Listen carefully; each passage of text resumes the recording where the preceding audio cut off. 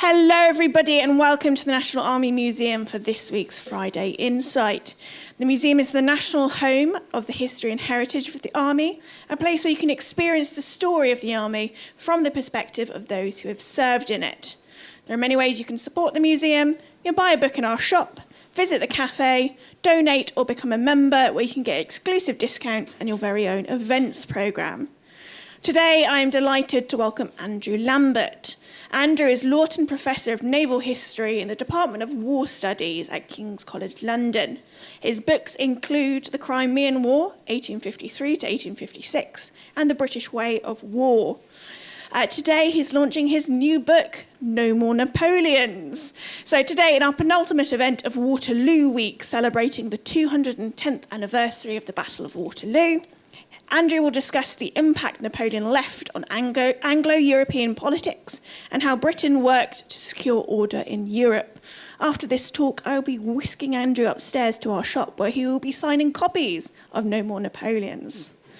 There will be time for questions at the end of this discussion for both our online and in-person audiences. For our online audiences, you can post questions in the Q&A chat bar and these will be put to the speaker at the end.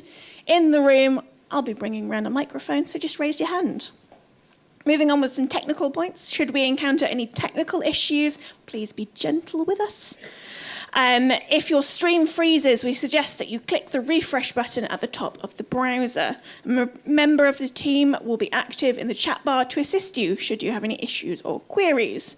With that all being said, I'm now going to hand you over to Andrew and begin the talk. Thank you so much, Andrew. Thank you very much, Amy.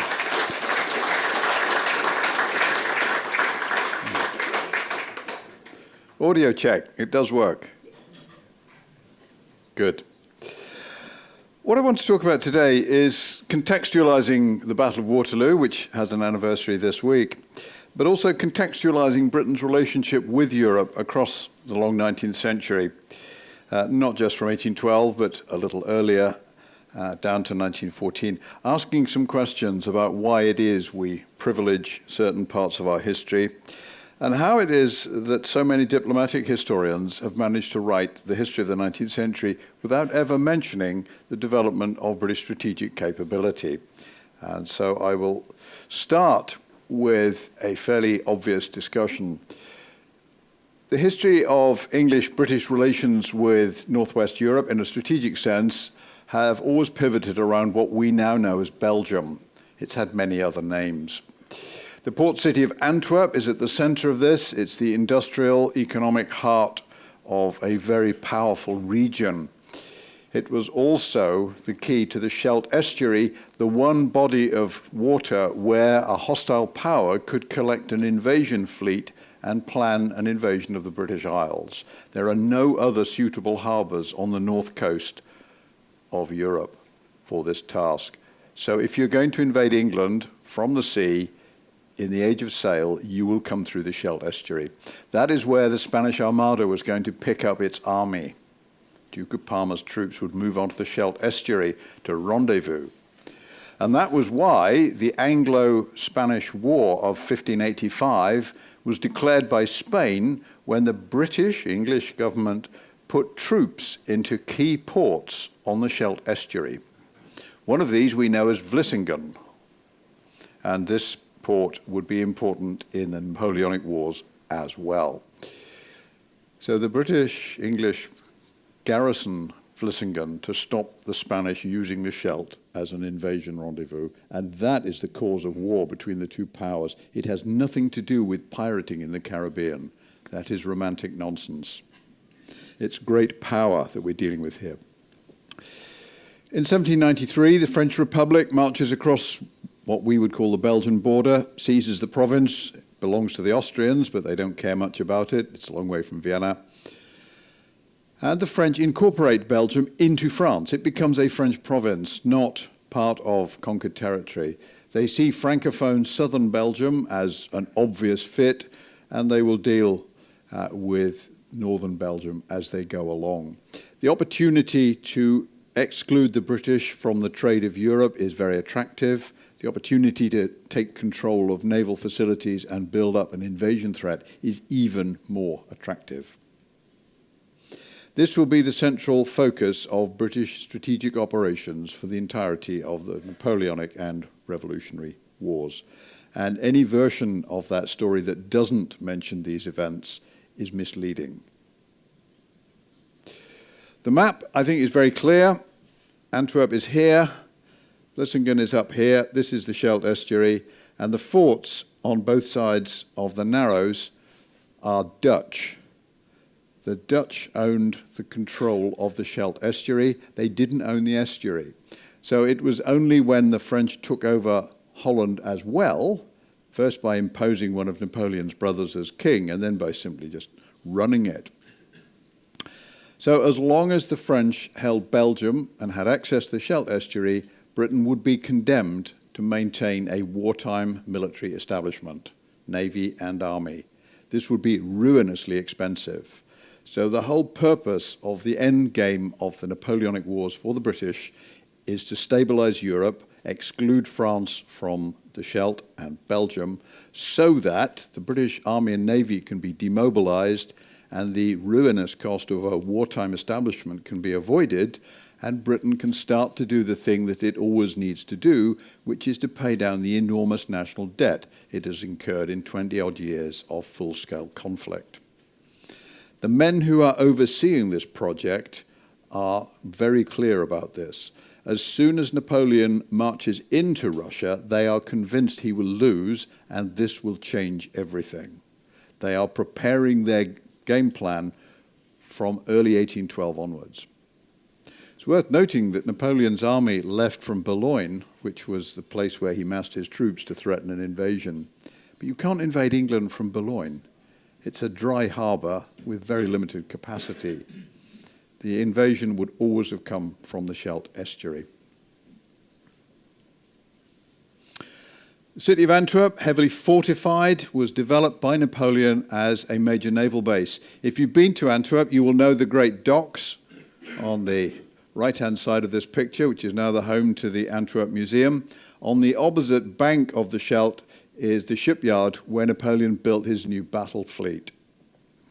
And this is a high-profile project. He made sure to capture his visits to Antwerp on canvas for display. So this is a first-class fortress. It has within it a major naval station and a major shipbuilding yard. This is the epicenter of British European concern. Lisbon is important. This is existential.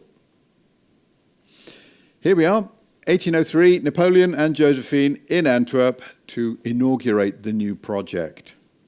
And he would go back to Antwerp on several occasions. This time, he's gone back with a new empress, because you have to change these things occasionally, I guess. And he is also there with his relations, the King and Queen of Westphalia, and they're launching the 80-gun battleship Le Friedland in memory of one of his many military victories. French warships are named after army victories. British warships are named after navy victories. You may think that's significant. It's the same artist, a very eminent Antwerp-based artist, Van Bray, who paints these spectacular images. But of course, with the fall of Napoleon's power in the Russian campaign, Prussia then joins. Napoleon is driven out of Central Europe. And as soon as it looks like Belgium will be liberated, the British send troops into the province. They can't capture Antwerp. They're not strong enough. They don't have enough firepower, but they are there. And when Napoleon abdicates in April 1814, Belgium, as we know it now, is an occupied province packed with British troops. This is also why the peace treaty with the Americans is signed in Ghent. It's a British garrisoned town. What immediately happens is that the Belgian artist paints a picture of British troops marching through the middle of Antwerp. It's a little on the gloomy side, but those are redcoats, and they're marching past the town hall. By taking Antwerp, the British are now in a position to develop their policy.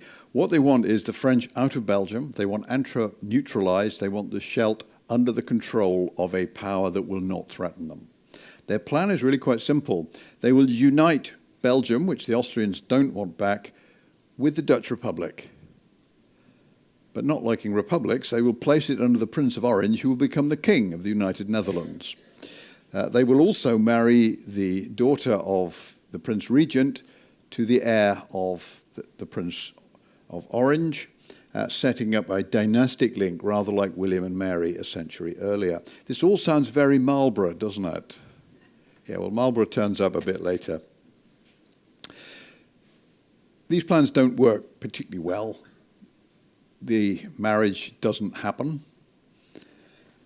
In fact, the princess marries Leopold of Coburg, who will become the first king of an independent Belgium, but that's a separate story. But what the British do in the Vienna Congress process is to work all of their angles to make sure that everybody else agrees with their policy. For nobody else is Belgium an existential question.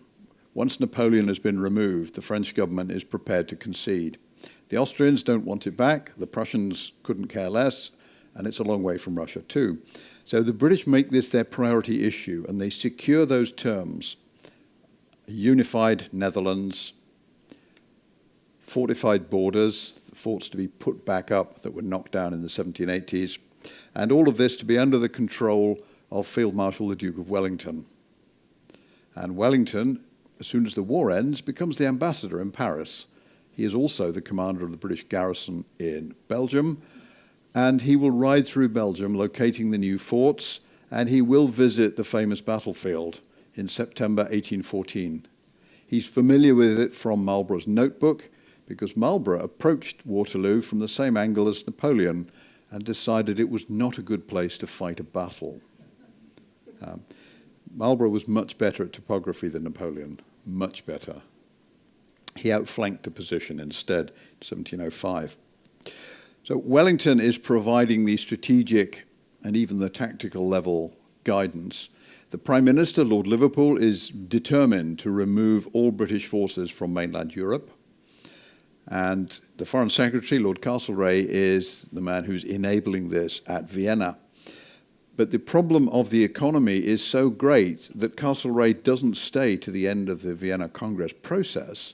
He comes home to defend government policy on the economy in the House of Commons, because he's also the leader of the House of Commons.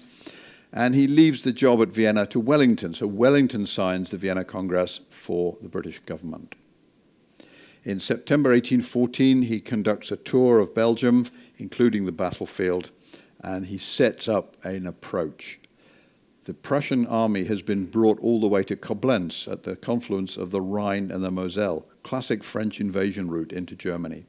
The Prussians start building a huge fortress on the hill behind Koblenz, the Ehrenbreitstein, and it's there in the garrison that Karl von Clausewitz starts writing Vom Kriege. These things are synergistic. Clausewitz, as you all know, was the chief of staff of Thielmann's corps during the Waterloo campaign and fought on the losing side at the Battle of Wavre. On the morning of the battle, Wellington at 9 o'clock is sitting on his horse on the high ground, looking down on the French army assembling, getting ready for the battle. And he gets some pen and paper out. He writes a note to the governor of Antwerp, British officer. He says, "Do not surrender the position. Open the water defences. Be aware there may be a flood of refugees coming up the road from Brussels." He sends a version of the same letter to the governor of Ostend, who is also a British officer. Wellington's concerns on the day of Waterloo have nothing to do with Brussels or Belgium. They are to do with strategic threat to Britain. Stopping the French acquiring access to the Scheldt is what this battle is all about. It is not about anything else. And Wellington knows this better than anybody. Wellington has chosen a battlefield where he really shouldn't be beaten. The French are going to have to come uphill and exhaust themselves before they enter combat. All he has to do is hang on until the Prussians turn up. And as we all know, he does this extremely capably. So we all remember the glory, the bloodshed, the chaos, the violence, the mistakes, and the odd human failings in this battle. But what we need to concentrate on is the geostrategic context. Wellington is no longer a general commanding an army. He is now a cabinet minister operating as both a tactical commander and a political director. His unique set of talents, which he's honed as ambassador in Paris, put him at the epicenter of this policy. And his name and his approach will be central to British thinking about this context for the rest of the century. Having won the Battle of Waterloo, Wellington becomes Master General of the Ordnance, and he is in charge of reducing army estimates. So the most famous soldier in Britain's job is actually cutting the army, reducing expenditure to deal with the overwhelming problem of debt burden. There's only three things you spend money on as a government in the early 19th century: army, navy, debt. If you stop paying your debt interest, your credit rating collapses and the interest goes up. You have to get on top of this. Liverpool is very keen on this, and so is Castlereagh. Liverpool, who always gets forgotten because he doesn't bother to go to Europe, is what we might call a Eurosceptic. He's not keen on being in Europe, in large part because he was in Paris during the Revolution. He was present at the storming of the Bastille and was well aware of what might happen if the passions of European states were unleashed. Wellington's job does not stop in 1815. By 1828, he is the Prime Minister. Liverpool has had a stroke and has died. Castlereagh's killed himself, and George Canning has just died as well. All the leading British statesmen have died. Only Wellington is still alive. And he takes on the job not because he wants to be Prime Minister, but because it's his duty to serve the King. He takes a very soldierly approach to this. He doesn't want the job, but he knows he has to do it because there is nobody else. What Wellington needs is to create the capacity for Britain to send a Waterloo-sized military force into northwest Europe to secure the security of Belgium in partnership with the Prussians, the United Netherlands, and at distance Austria and Russia as well. This Wellington system would become ingrained in British thinking about war in Europe. In 1914, the British had such an army at their disposal. They just sent it to the wrong place because they'd completely misunderstood what Wellington was doing. The Wellington system was so well known that in 1840, at the height of the Muhammad Ali crisis, when France and Britain nearly went to war over Egypt and the Ottoman Empire, the French king mentioned crossing the Rhine and marching into Germany. At this point, the new king of Prussia awarded Wellington command of the Prussian army. It's all there in the diplomatic record. 2 weeks later, he backed down completely and the crisis went away. Wellington accepted the command, despite his relatively advanced age. And as he observed, had things turned out differently, he would have been in command of another rerun of the Waterloo campaign in the spring of 1841. So this is real business. It is critical to understand that. Wellington will spend all of his post-war career trying to build the reserve capacity of the British Army. Not the regular capacity, the reserve capacity. What he wants is to be able to take every single regular soldier out of the British Isles into northwest Europe, probably Belgium, to defend Antwerp and the Scheldt. That means having a reliable, effective second or third line military formation. It proves impossible to keep the old militia up to date. There is no other system until September 1852, when in his last public act, Wellington brings a new militia bill through the House of Lords for final approval, which sets up a new militia of men who are paid to be in the militia, professional reserve soldiers. As a result of that bill, and Wellington died the next week, by 1854, the British Army can send a strike force of 25,000 regulars to the Crimea. This doesn't seem very relevant, does it? What are they doing in the Crimea? They are capturing and destroying one of Russia's major naval bases, which poses an existential strategic threat to Istanbul. That's what they're doing.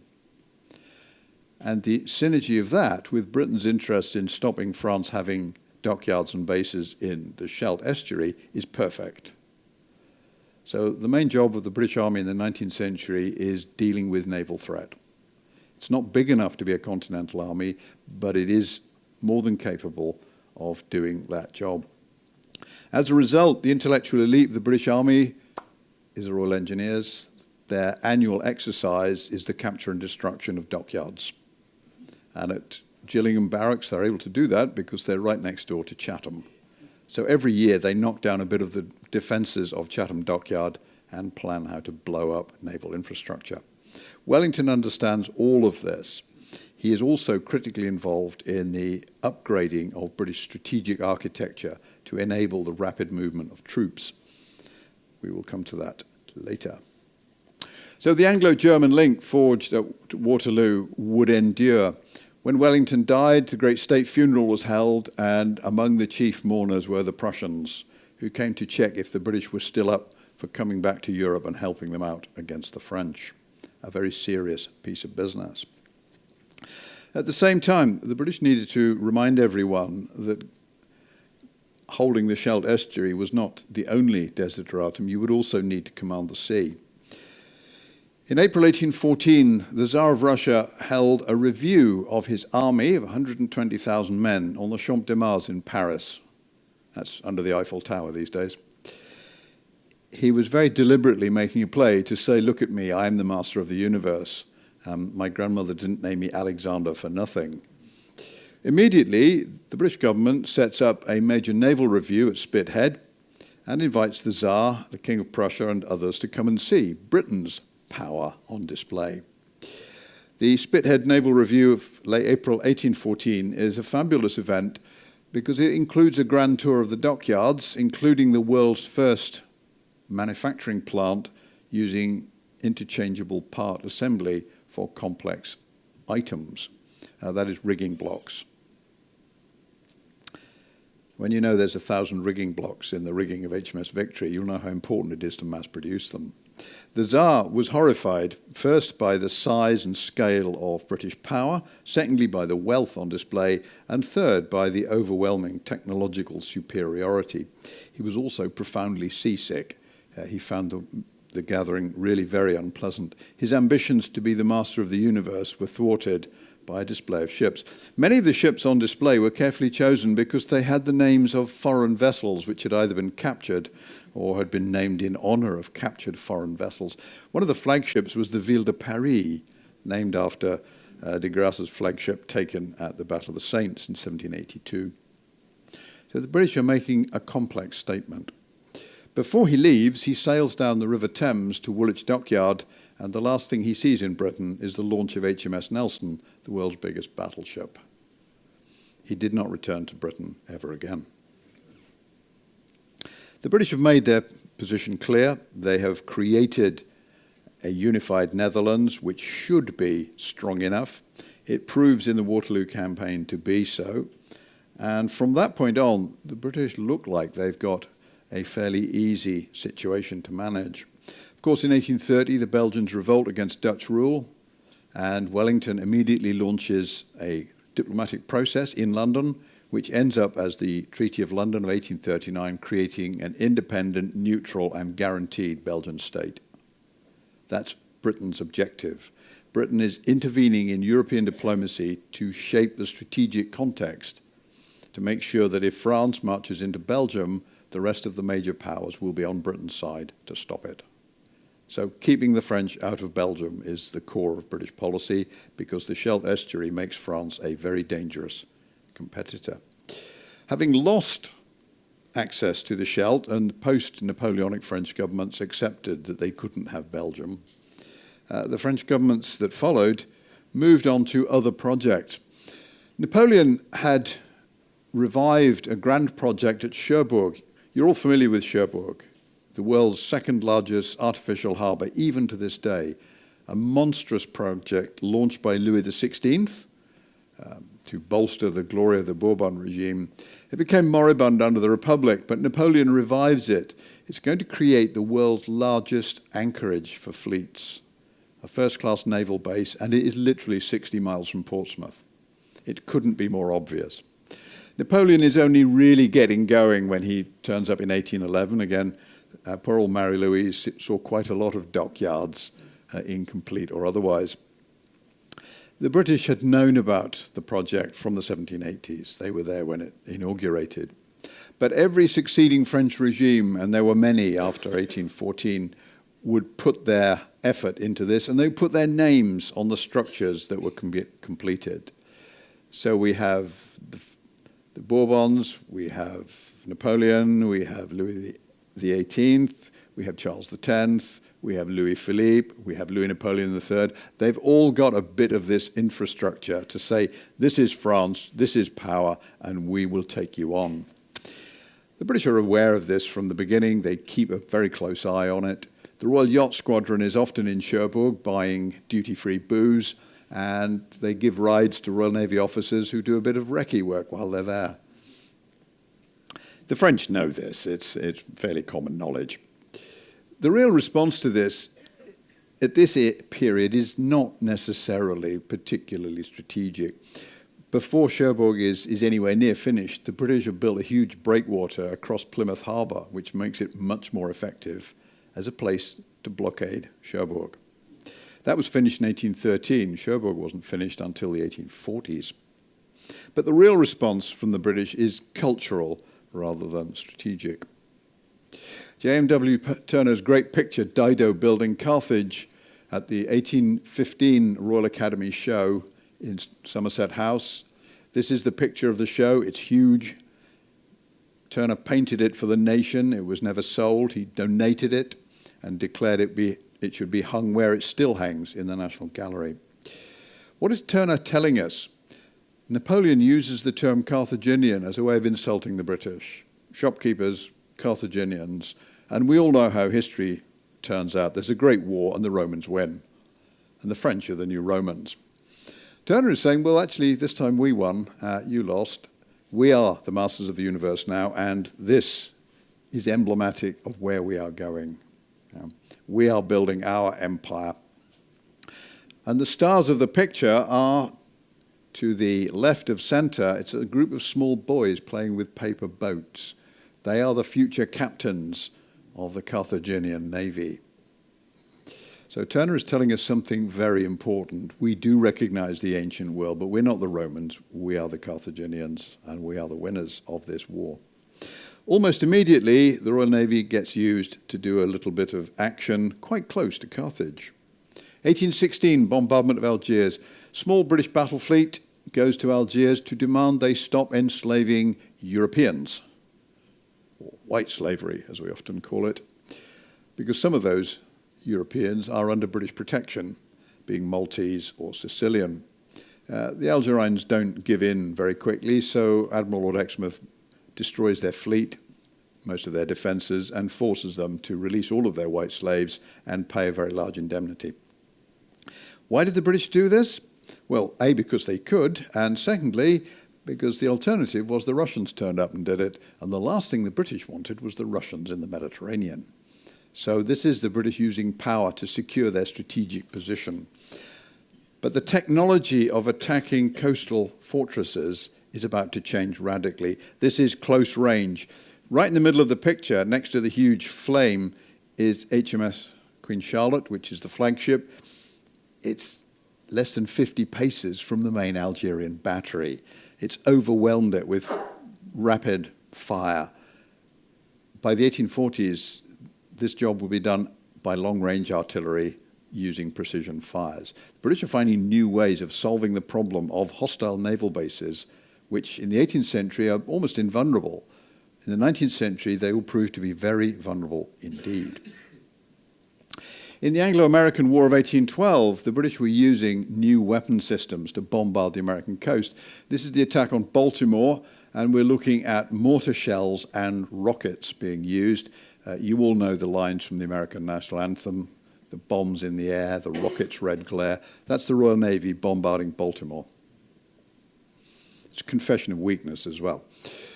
Artillery was also being used, but artillery at this period is not particularly accurate and not especially long-ranged. Even a 32-pounder or 6-inch gun, it's not accurate beyond about 1,000 yards.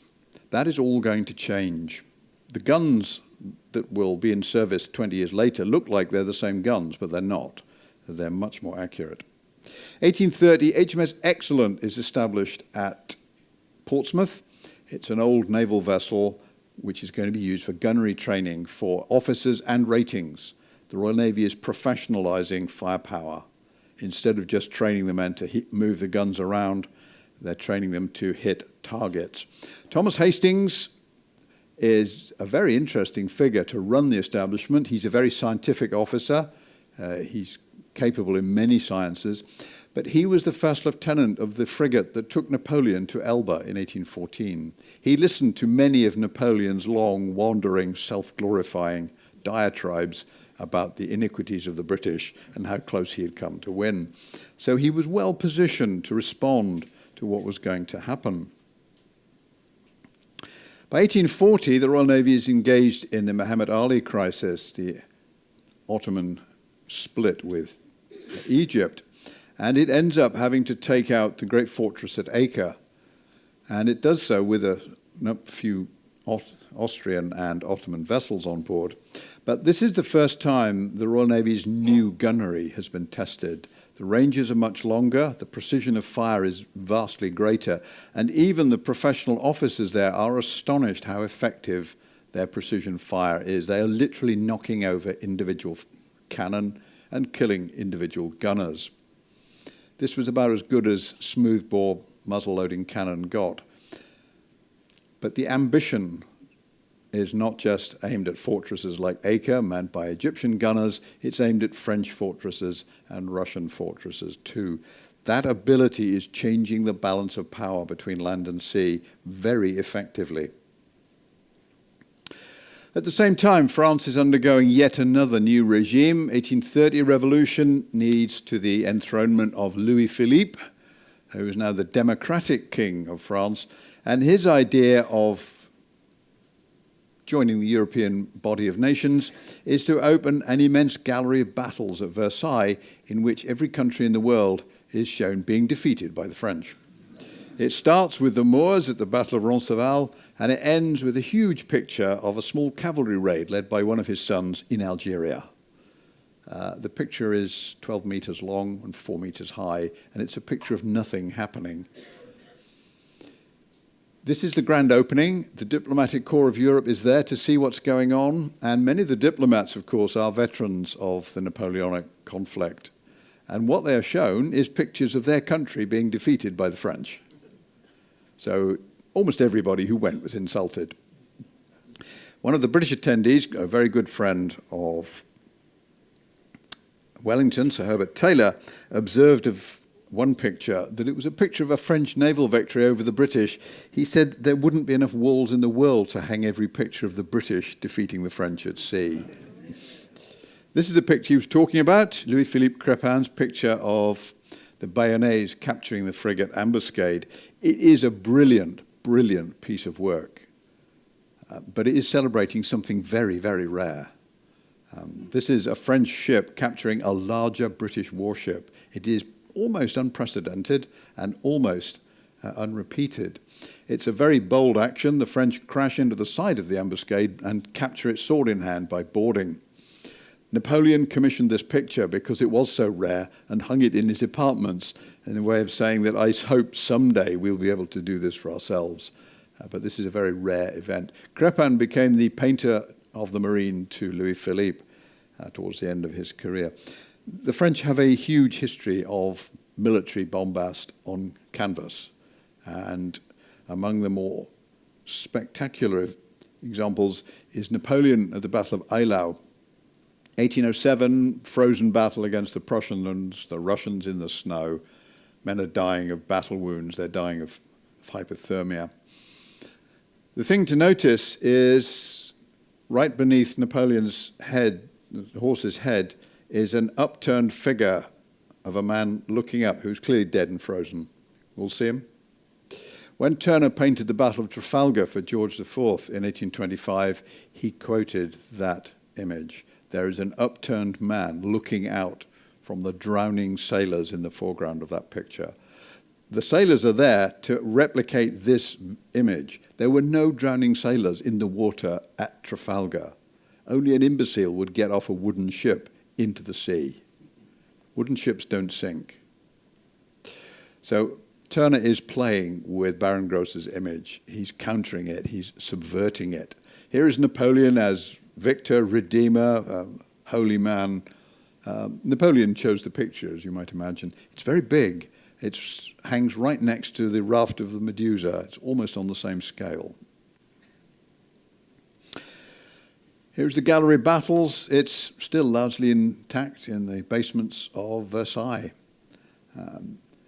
But Louis Philippe was overthrown in 1848. Like the other Bourbon regimes, the French people weren't interested in popular glory. They weren't interested in war. They were interested in lower taxes, political representation, and not sacrificing their sons to an aggressive war machine. The people who overthrow the Bourbons and Louis Philippe, they're Parisian working class people. They're not interested in war and glory. They're interested in much more prosaic things. So the French have missed the boat on this one. A lot of high art, but to no great purpose. 1850, Henry Chads takes over from Thomas Hastings on board HMS Excellent. He too has an interesting war. His ship was shot to pieces by a much larger American ship in 1812, and he too had learned the lesson about accurate gunnery. He will take this new accurate gunnery into the Crimean War. He's actually standing right behind the cannon in this picture. He's one of 4 admirals on the quarterdeck of a British cruiser firing at 3,500 yards, and they're putting rounds into the Russian fortress over and over again. This is precision gunnery of an order that was completely unanticipated in an earlier era. The gun has sights. The men who are serving it are fully trained. The officer directing the fire is also fully trained. And the 2 midshipmen at the top of the picture are spotting the fall of shot. So this is what scientific gunnery looks like. The fortress was captured with minimal casualties by accurate gunfire. It's a maritime position, so it very much is an analogue for what the British are planning to do at Cherbourg. The unusual thing is that one of the admirals is French, because the French are Britain's allies in the Crimean War. The following year, the great fortress of Sveaborg outside Helsinki is destroyed in a 48-hour continuous rocket, mortar, and shell bombardment. There are no casualties of a fatal nature on the Allied side at all. The Russians don't fire back after half an hour because their guns don't reach far enough to do any damage. The large flare in the background is the main magazine of the fortress blowing up. So this is a very impressive battle. The editor of the Times did observe that as nobody much got killed, in fact, nobody got killed, it didn't make the headlines. Success without bloodshed is not apparently very interesting. Where is Wellington's strike force in the Crimean War? Well, of course, it's in the Crimea. What is it doing? It's doing this. It's captured Sevastopol, and it's spending 6 months blowing up the dockyard, every last piece of it. The British know all about Sevastopol dockyard because British engineers built it. Most of the dockyard machinery is British as well. What you need to see is right in the bottom of the dry dock, Royal Engineers are drilling down and putting charges under the base of the dry dock. And away there to your left are 2 French officers standing on the high ground, remembering that that's what the British planned to do to Cherbourg.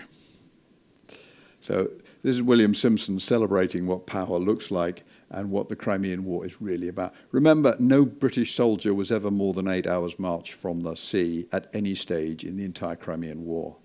It was an entirely maritime conflict, and the target was the base of the fleet that threatened to capture Istanbul.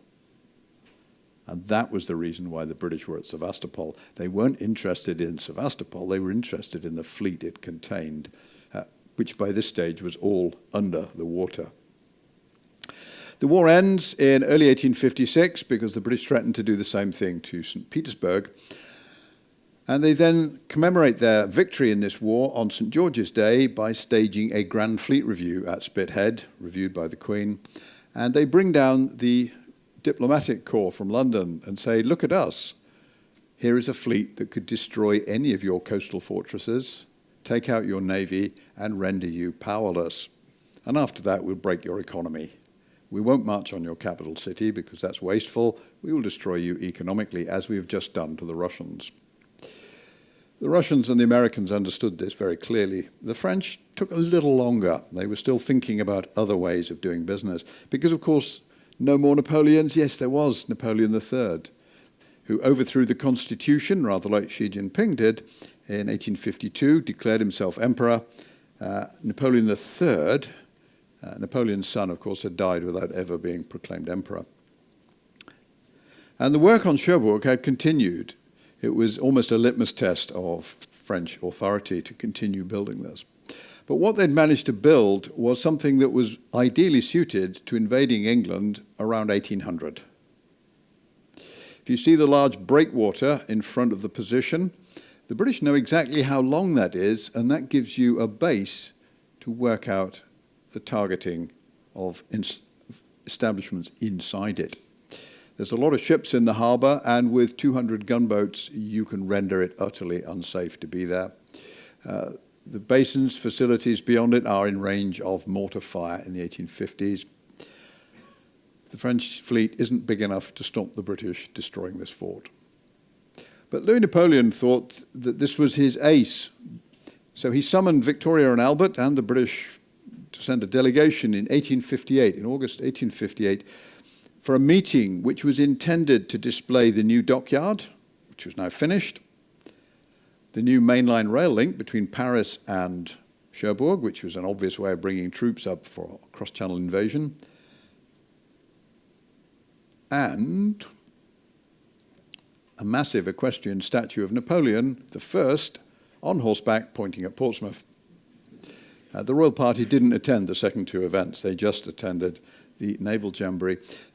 Louis Napoleon had the best of his Mediterranean fleet come round to pose as a serious threat, and the British sent a fleet of the same size. Here was the British fleet, photographed by the French star photographer Gustave Le Gray. British squadron at Cherbourg, August 1858. The ship on the far left is HMS Royal Albert, named after the Prince Consort. It is one of the two biggest ships on display. The other one is the French flagship Le Breton. Louis Napoleon's plan is this, that the British will come, they will see his majestic works, his mighty fleet, and they will agree to a French plan to reorganize Europe preemptively, which will suit French interests, not British interests. This will involve turning Italy into a three-state condominium in which the French can constantly interfere, and keeping Germany divided so that the French can use their influence and eventually re-establish some authority across the Rhine. The British are well aware of this. The Prime Minister sanctions the visit and makes sure that he doesn't go and the Foreign Secretary doesn't go either. So nothing is going to happen at this meeting. British politics would not allow that to be the case. 14th Earl of Derby is a very smart man, and he makes sure that this is going to be a waste of effort.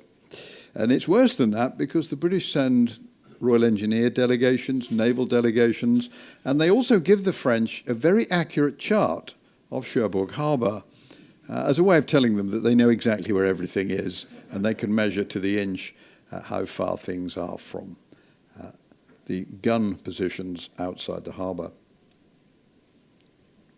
The Grand Jamboree is when Albert and Victoria board Le Breton, and they're meant to say, okay, we give in, we'll join you in this kind of liberal, progressive. And Albert has to explain to Louis Napoleon that the British don't do this. And he does so in German, because for both men, German is their first language. Louis Napoleon spoke French with a German accent. He grew up in German Switzerland. So Albert very clearly explains that the British are not prepared to preemptively change the map of Europe. They will respond to events. And by that he means if you invade Belgium, there's a war. Louis Napoleon is crestfallen, and after that, the end of his regime is inevitable. He's failed. He cannot get leverage for the program that would enable him to expand French borders and fulfill some of the boasts of the Museum at Versailles. When the British go back for another visit in 1867, Albert is dead, and the French Navy might as well be. The French naval challenge has evaporated. The same flagship is in the middle of the picture, but it's not a seagoing warship anymore. It's a drill ship. It's got no engines in it. It's going nowhere, a bit like the French Navy. They've run out of money. They've run out of impetus, and Louis Napoleon has been outmaneuvered by the British and the Prussians. And in 1870, we'll get the denouement of that event when the Franco-Prussian War breaks out. And this is the first major challenge to Wellington's Treaty of London. What is going to happen if the French or the Prussians, or both, cross the Belgian border?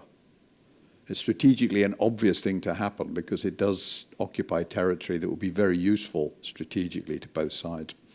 British Prime Minister William Gladstone mobilizes a 50,000-man strike force of Army and Royal Marines, mobilizes a fleet, and he sends a diplomatic demand to Paris and Berlin, and he says, if you cross the Belgian border, we are at war with you. We're not the allies of the other guys, we are just at war with you. We will uphold this treaty. The French and the Prussians do not cross the Belgian border. If you rattle forward to 2014, why didn't we send that message again?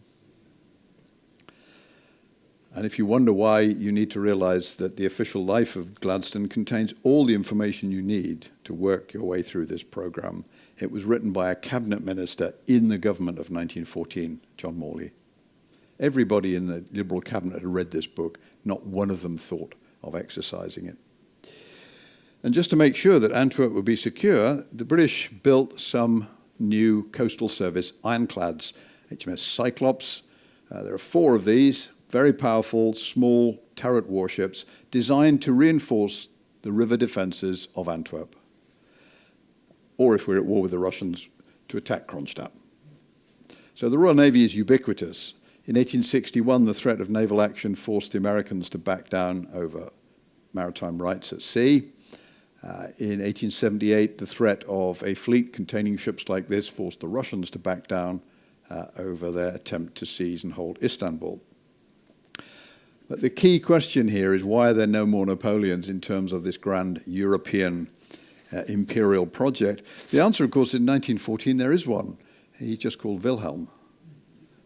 He is a European ruler who wants to go beyond being a European significant figure to being a world significant figure. The German ambition to be a world power mirrors that of Napoleon. What does Napoleon say? He wants to conquer the world. Why? Because he wants to be Alexander the Great. All of this is made possible by some heroic engineering, and Wellington is heavily involved in building the great harbour at Dover. As you know, a lot of the harbour was filled in for commercial traffic, but it was built as a full-scale fleet anchorage for a steam and sail fleet in the 1840s. At the same time, the great anchorage at Portland was built, great harbour at Dunleary outside Dublin, and at Holyhead, greatly reinforced work at Harwich. What this means is the British can command their coastal waters with steam warships, and in the event of a war, they can escort their convoys on a daily basis from the Thames estuary all the way down to Plymouth and then take them out into the wider Atlantic. They're reducing the risk of French commercial raiding, privateering. They're also reducing the risk of an invasion.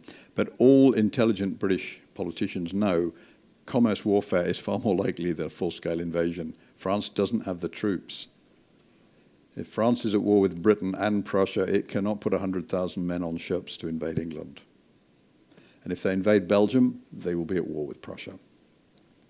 So these great harbours are part of a visionary project of the 1840s in which Wellington has a very large role, alongside senior naval officers, to upgrade Britain's strategic capacity.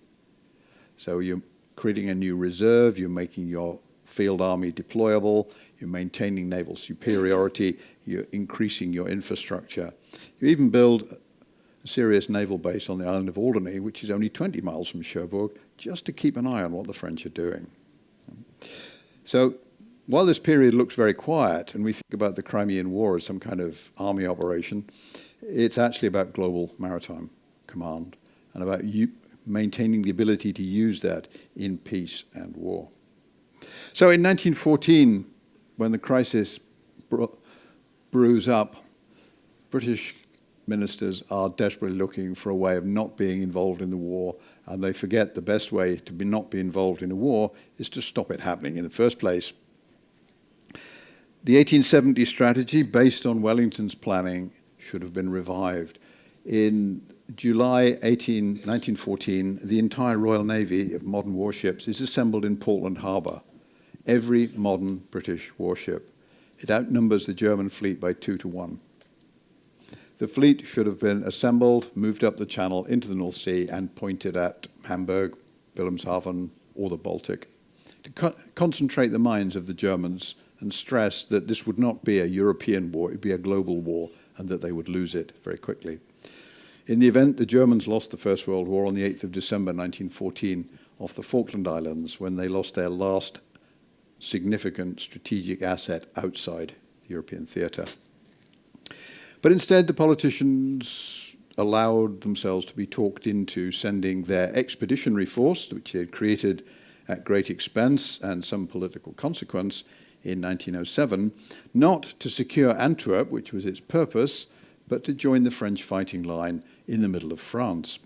It was not the job of the British Army to defend France against Germany.